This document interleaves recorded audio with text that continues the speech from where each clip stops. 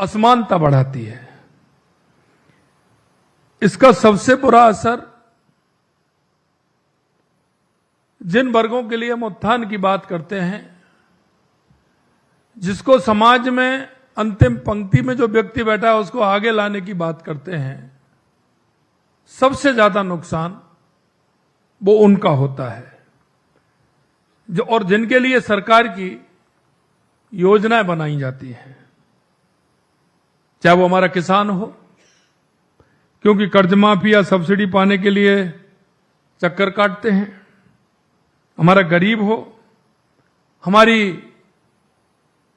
वो महिलाएं हों जो अपने पैरों पर खड़ा होना चाहती हैं, चाहे हमारा युवा हो जो अपने हक की लड़ाई लड़ता है। और सबसे बड़ी बात है कि युवा भाई भतीजावाद के अंदर जो उसके साथ व्यवहार होता है वो उसके जीवन को झकझोर देता है। इसलिए सरकारी संस्थाओं जो आमजन के कल्याण के लिए स्थापित की जाती हैं, जब वे ही भ्रष्टाचार की शिकायत हो जाती हैं तो समाज का विश्वास टूटता है। समाज के अंदर जो असमानता पैदा होती है वो समाज के लिए बहुत दुखदाई है। योजनाएं फाइलों में दब जाती हैं, जनता को उसका हक नहीं मिल पाता, गरीब आदमी पीड़ित रहता है। अब इसका आकार धीरे धीरे बढ़ा है। पहले जो इसका असर था वो सीमित था, लेकिन अब इसका आकार धीरे धीरे बढ़ा है। यह मैं आमजन की बात कर रहा था जो अंत्योदय की श्रेणी में आते हैं, जिस व्यक्ति को आवश्यकता है उसकी श्रेणी में आते हैं। लेकिन आप देख सकते हैं कि धीरे धीरे इसका आकार बढ़ता हुआ जा रहा है और वो आकार उस तक लेवल तक पहुंच रहा है जहां उसको नहीं पहुंचना चाहिए। इसकी चिंता हर व्यक्ति को सताने लग गई है और वो स्वाभाविक है, क्योंकि बुराइयों से कोई अछूता नहीं रह सकता, चाहे वो कितना भी बड़ा हो। कोई भी प्रदेश हो या देश हो, उसका विकास चौड़ी सड़कें और बड़ी मंजिलों से नहीं नापा जाता है। व्यक्ति के विचार और उनकी सोच का जो दायरा होता है उससे उसका आंकलन होता है। समाज के हर व्यक्ति को यह अधिकार है कि उसे उसका हक मिलना चाहिए। अगर उसका हक छीना जाएगा तो क्या उसके मन में पीड़ा नहीं होगी? क्या उसके मन में वो दर्द नहीं उठेगा? यह उसकी पीड़ा नहीं है, यह आज व्यक्ति कोई भी हो उसके अंदर की पीड़ा भी है। क्योंकि कोई कितना भी बड़ा हो लेकिन उसके हक को भी छीना जाएगा, उसके साथ भी दुर्व्यवहार होगा तो उसको भी उसका दर्द महसूस होगा। इसलिए मैं ये भी कहता हूं कि भ्रष्टाचार दो तरह से आता है। उसकी पहली इकाई और दूसरी इकाई। आप कोई भी देख लें, भाई से भाई में जब घर में से भी चालाकी होने लग जाएगी, भाई दूसरे भाई के साथ कुछ ऐसा करने लग जाएगा तो वो घर से स्टार्ट होगा। भाई उसको छोड़ देगा, किसी भी कारण से उसको उसकी राहत मिल सकती है, लेकिन वो आदत में आ जाता है। जब वो घर में करेगा तो वो बाहर भी करेगा, घर से स्टार्ट करेगा वो बाहर भी करेगा, तो वहां उसकी स्थिति खराब होनी है। और ये आपके जीवन में कई ऐसे उदाहरण भी मिल जाएंगे। और जो मेरे मित्रों जो बाहर से करेगा वो लास्ट में घर में भी करेगा, वो वहां से भी अछूता नहीं रहेगा। इसलिए इसको जो मन में विचार करते हैं वो बाहर की कर लें, क्योंकि बाहर से भी कमा के लाता है वो।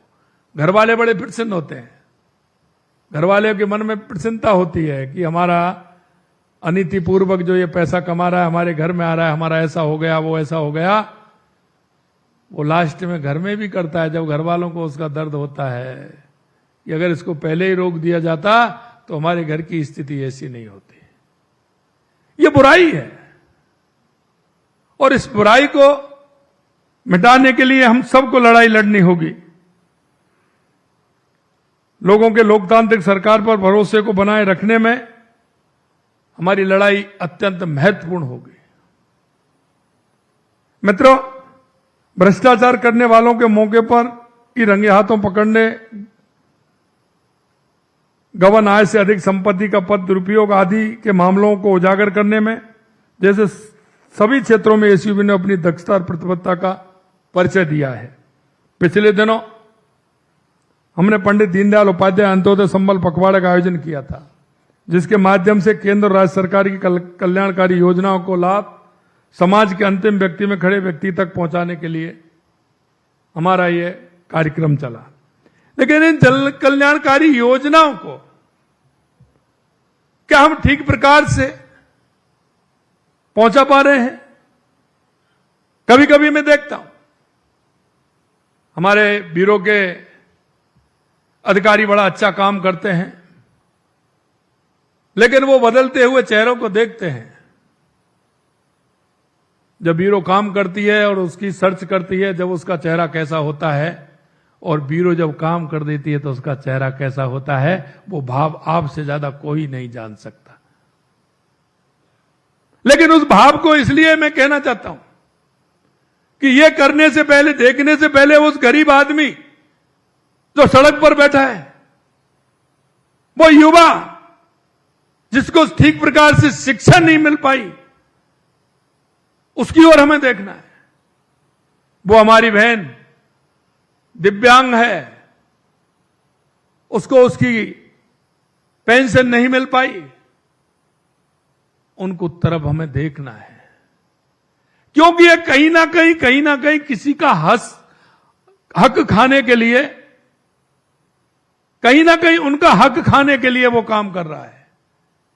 इसलिए हमें उसको बचाना है जिसको सरकार से उम्मीद है और आप सभी से जो उम्मीद लगा करके बैठा है।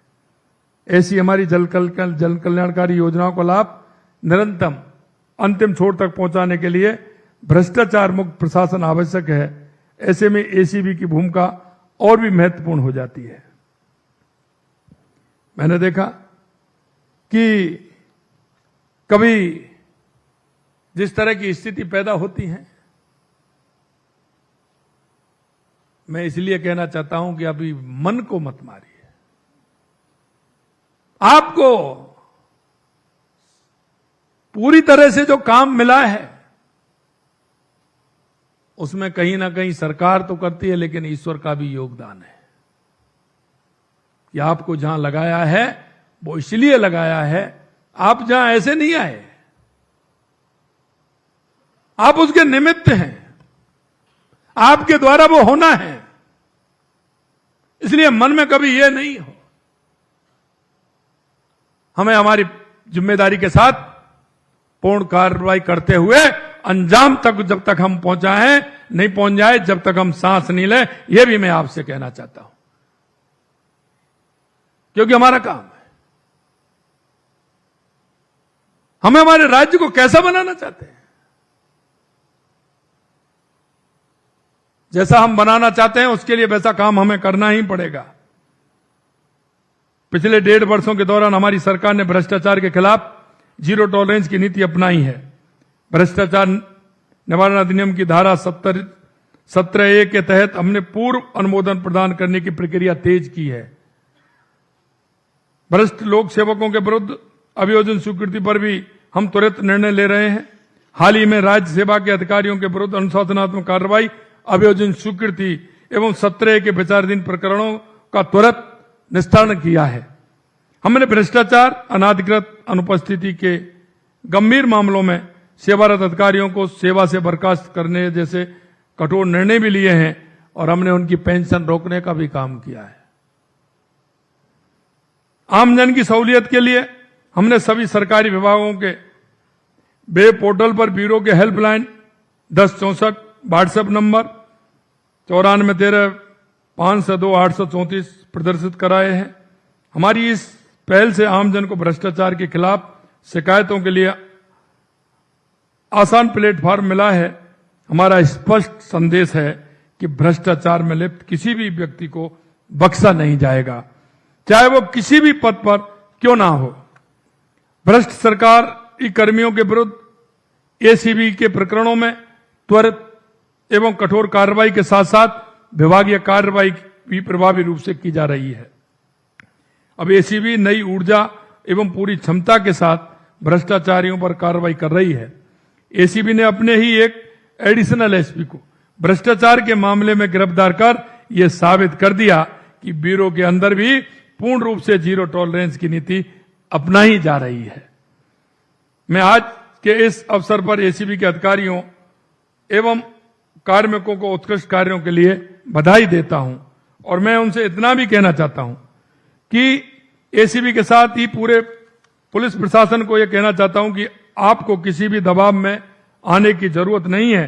पूरी निष्ठा और ईमानदारी से अपने कर्तव्यों का निर्वहन करें। कोई भी हो, चाहे वो कितना भी प्रभावशाली हो, कोई भी कानून से ऊपर नहीं है। एक बात और मैं हमेशा कहता हूं, और वो इसलिए कहता हूं कि जब मैं बात करता हूं तो मेरे को लगता है कि कई अधिकारी मेरे को कहते हैं कि साहब करें, लेकिन हमको इस तरह की व्यवस्था नहीं है, साधन की, संसाधन की। मैं हमेशा कहता हूं कि अपने तंत्र को मजबूत करना आवश्यक है। इसके लिए जो भी साधन संसाधन की आवश्यकता है, मैन पावर की आवश्यकता है, इसको मजबूत करना बहुत आवश्यक है। जब तक हमारे हाथ पैर मजबूत नहीं होंगे, तंत्र मजबूत नहीं होगा, जब तक हम पूर्ण रूप से काम को अंजाम नहीं दे पाएंगे। इसलिए हमें ऐसा सिस्टम भी होना आवश्यक है। मजबूत सिस्टम को लाएं।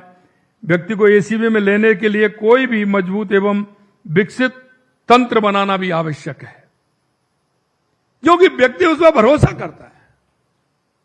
वो भरोसा किसी कीमत पर नहीं टूटना चाहिए, और जब वो भरोसा नहीं टूटेगा तो आम जन का उसको लाभ मिलेगा।